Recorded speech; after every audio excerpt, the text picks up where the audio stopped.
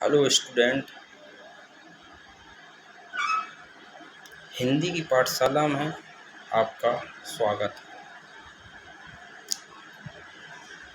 आज हम आपको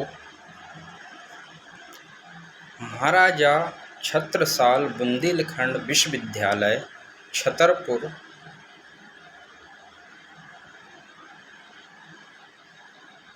के B Com first year 2023 foundation course first विषय हिंदी भाषा का पेपर सॉल्व करके बताएंगे।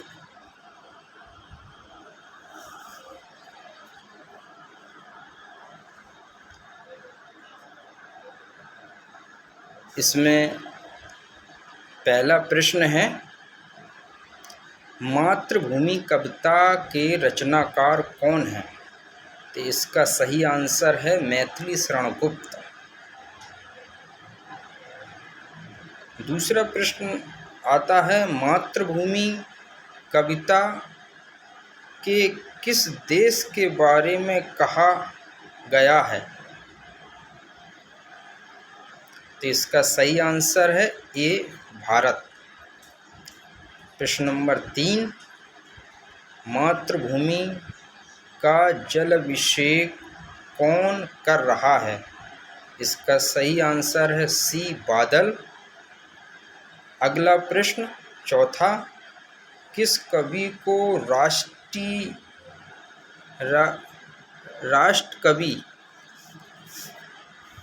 कहा जाता है? इसका सही आंसर है सी, मैथिली शरण गुप्त। क्वेश्चन नंबर 5वां, नीलांबर परिधान हरित पट पर सुंदर पंक्ति किस रचना से उद्धृत है? इसका सही आंसर है डी, मातृभूमि से। इसमें आपने देखा होगा 1 से लेकर 5 तक फाउंडेशन कोर्स फर्स्ट जो हिंदी भाषा का है, उसमें चैप्टर नंबर फर्स्ट, इकाई फर्स्ट से फर्स्ट चैप्टर का 5 प्रश्न पूछे गए हैं। इसी तरह अगला प्रश्न आता है आपका, शतरंज के खिलाड़ी किस विधा की रचना है? इसमें विधाओं के बारे में पूछा गया है। गद्य की विधाएं बहुत सी होती हैं इसमें, जैसे उपन्यास, कहानी, नाटक, एकांकी। तो जो शतरंज के खिलाड़ी जो विधा है वह है बी, सही आंसर है इसका कहानी।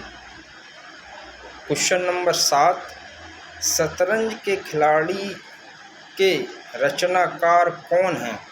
तो इसका सही आंसर है बी, मुंशी प्रेमचंद। अगला क्वेश्चन है, प्रेमचंद का वास्तविक नाम क्या था? तो इसको जानें कि इसका सही आंसर है बी, धनपत राय। क्वेश्चन नंबर 9, शतरंज के खिलाड़ी रचना का उद्देश्य। तो इसका सही आंसर है डी, व्यक्तिगत स्वार्थ का चित्रण करना। इसमें व्यक्तिगत स्वार्थ के बारे में दिखाया गया है। इस कहानी को पढ़कर आप खुद महसूस कर सकते हो कि इसमें कितना स्वार्थपन दिखाया गया है। 10वां क्वेश्चन है, नवाब वाजिद अली शाह कहाँ का शासक था? तो ये इसका सही आंसर है बी, अवध। जो लखनऊ क्षेत्र के अंतर्गत आता है। तो इसमें भी आपने देखा होगा कि 6 से 10 तक 5 प्रश्न जो आए हैं वो चैप्टर सेकंड फर्स्ट इकाई हिंदी भाषा जो फाउंडेशन कोर्स है उसके पाठ्यक्रम के अनुसार देखें तो फर्स्ट इकाई का सेकंड चैप्टर जो मुंशी प्रेमचंद्र ने लिखा है, शतरंज के खिलाड़ी कहानी से लिए गए हैं ये प्रश्न। तो इसको हर चैप्टर को विशेष तौर से आपको अध्ययन करना है। 11वां क्वेश्चन आता है, जीप पर सवार इल्लियाँ किस विधा की रचना है? तो इसमें डी सही आंसर है, व्यंग निबंध, व्यंग्यात्मक निबंध है जीप पर सवार इल्लियाँ। 12वां क्वेश्चन आता है आपका, जीप पर सवार इल्लियाँ के रचनाकार। अधिकतर जो आपके सिलेबस में जो दिए गए हैं कि जो पाठ दिए गए हैं उन पाठ के नाम आपको विशेष तौर से याद होना चाहिए और उनके लेखक या कवि जो कविता हैं तो कवि और जो लेखक के नाम आपको याद करने होंगे। तो इसका सही आंसर है ए शरद जोशी। 13वां क्वेश्चन आता है, जीप पर सवार इल्लियाँ रचना में किस पर प्रहार किया गया है? तो इसका सही आंसर है नौकरशाही पर। क्वेश्चन नंबर 14वां, शरद जोशी का नाम किस रूप में विख्यात है? तो शरद जोशी जी मध्य प्रदेश के हैं और इनका जन्म मध्य प्रदेश के उज्जैन में हुआ और इन्हें व्यंग्यकार के रूप में जाना जाता है, इसलिए इसका सही आंसर सी है। शरद जोशी का जन्म मध्य प्रदेश के किस शहर में हुआ? जो हमने पहले ही बता दिया था कि मध्य प्रदेश में इनका जन्म हुआ और इनका सी सही आंसर है, उज्जैन में हुआ। तो आपने देखा होगा कि हर चैप्टर से 5-5 प्रश्न पूछे गए हैं, तो आपको इस पर विशेष ध्यान देना है कि आप हर चैप्टर को विशेष तैयारी से अध्ययन करें और विशेष पढ़ें। अगला प्रश्न आता है, रामचरितमानस में कितने कांड हैं?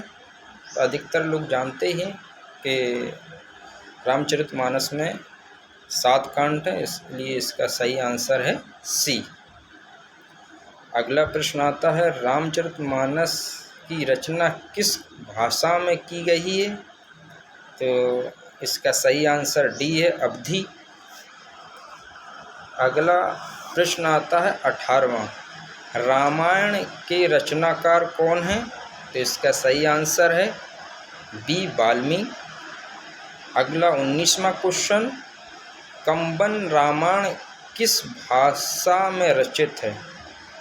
तो ये बीएससी में भी पूछा और यहाँ भी पूछ लिया गया, तो इसका सही आंसर ए है, तमिल। 20वां क्वेश्चन है, बांग्ला भाषा में रचित रामायण का नाम क्या है? इसका सही आंसर है ए, कृतिवास। 21वां क्वेश्चन, उत्साह किस प्रकार की रचना विधा है? तो यह निबंध विधा के अंतर्गत आता है, इसलिए इसका सही आंसर है डी। उत्साह नामक पाठ के रचनाकार, इसका सही आंसर है डी, रामचंद्र शुक्ल। 23वां क्वेश्चन, रामचंद्र शुक्ल का निबंध संग्रह कौन सा है? तो इनका निबंध संग्रह है ए, चिंतामणि। 24वां क्वेश्चन, किस निबंध में युद्धवीर, दानवीर, दयावीर का उल्लेख है। ये सही आंसर उत्साह निबंध में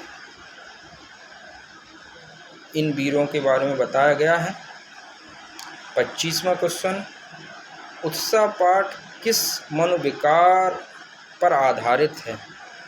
तो इसका सही आंसर है सी, आनंद। अगला क्वेश्चन आता है 26वां, भारत एक है पाठ किस विधा की रचना है? तो इसका सही आंसर है सी, निबंध। अगला क्वेश्चन आता है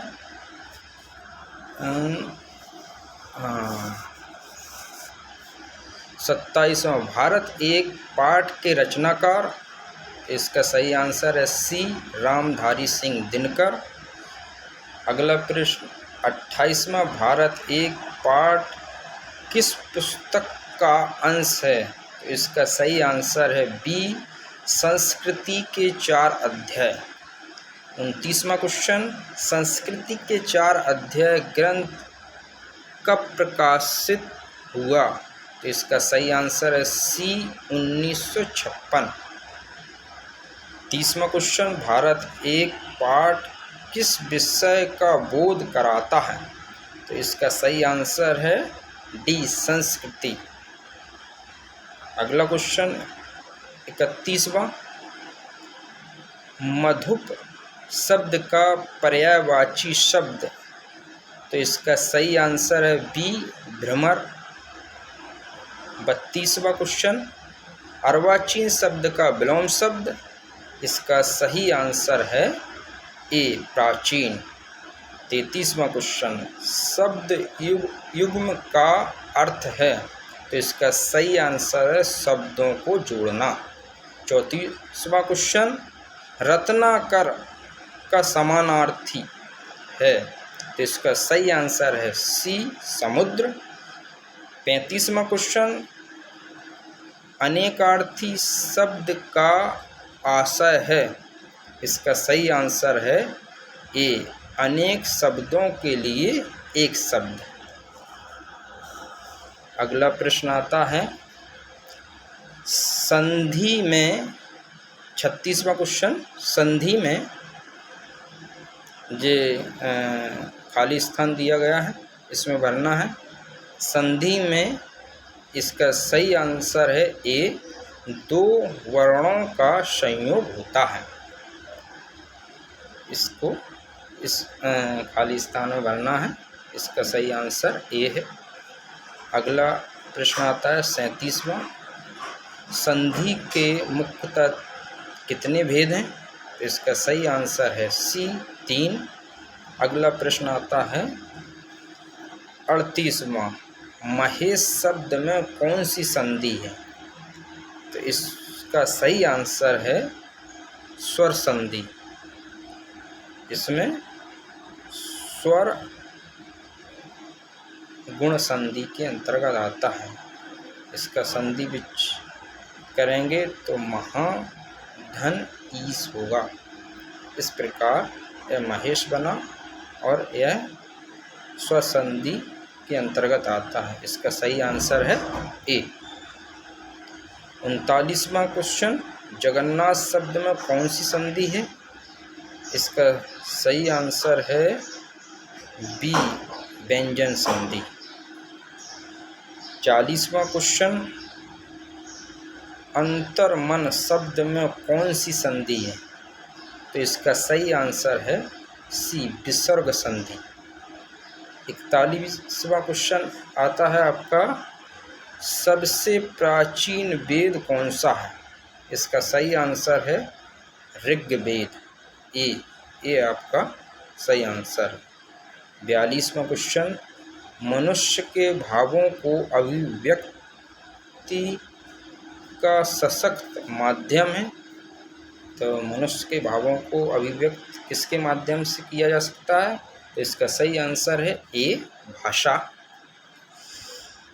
43वां क्वेश्चन, सरकारी कामकाज की भाषा को कहते हैं? तो इसका सही आंसर है सी, राजभाषा। 44वां क्वेश्चन, बीज शब्द अद्वैत का संबंध किस विषय से है? तो इसका सही आंसर है आपका डी, दर्शन से। 45वां क्वेश्चन आपका आता है, सभी धर्मों की मौलिक एकता का प्रमुख आधार है। इसका सही आंसर है डी, नैतिक आचरण। 46वां क्वेश्चन, भारत की भाषा की प्रथम इकाई क्या है? तो भाषा की प्रथम इकाई ध्वनि है, जिसे वर्ण भी कहते हैं। फिर शब्द बनता है, फिर वाक्य बनता है, फिर उसका अर्थ किया जाता है। तो भाषा की प्रथम इकाई ध्वनि है। इसका सही आंसर है ए। 47वां क्वेश्चन, वनौषधि में कौन सी संधि है? तो इसमें इसका सही आंसर है बी, वृद्धि स्वर संधि। अगला प्रश्न आता है 48वां, आदि शंकराचार्य ने कितने मठों की स्थापना की? तो इन्होंने 4 मठों की स्थापना की। इसका सही आंसर है बी। 49वां क्वेश्चन, वेदांत किसे कहा जाता है? इसका सही आंसर है डी, उपनिषदों को। 50वां क्वेश्चन, रामचरितमानस किस श्रेणी का काव्य है? तो यह महाकाव्य के अंतर्गत आता है। इसका सही आंसर है बी। आज हमने आपको बीकॉम फर्स्ट ईयर का हिंदी भाषा का पेपर सॉल्व करवाया। तो आप इससे अधिक से अधिक देखें, इस वीडियो को शेयर करें और इसको सब्सक्राइब करें। शुक्रिया।